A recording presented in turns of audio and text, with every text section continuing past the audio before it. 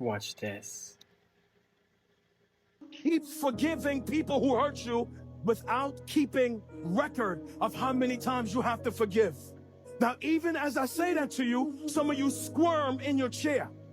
You squirm in the overflow because you're thinking about yourself a season of trauma, a moment of betrayal, a person who failed you, a divorce that scarred you.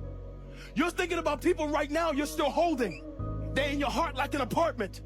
And you're hearing Jesus says, I want you to forgive every person that hurt you to the point that you even stop counting how often you forgive. In our natural flesh, it is not easy to forgive people when they wound you.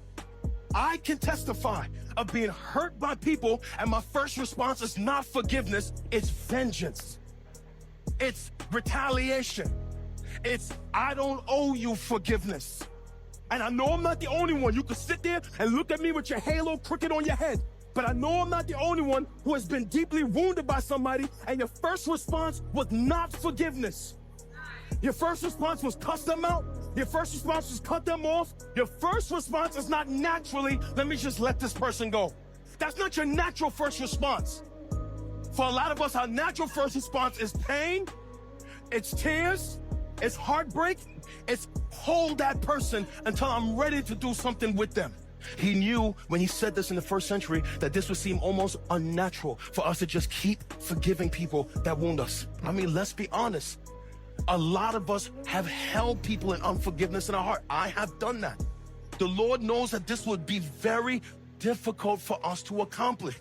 So what the Lord does in mercy is that he responds to Peter with a parable, an encrypted story, to teach Peter not only a lesson, pay attention, but to create in Peter, watch this, a grace and a strength to be able to obey this.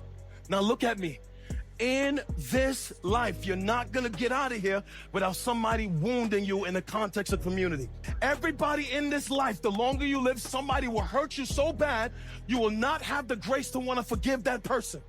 So what the Lord gives us here is not suggestions, but what the Lord gives us here is teaching to give us an inner strength to know how to respond to people that wound us deeply. Amen. That's so powerful.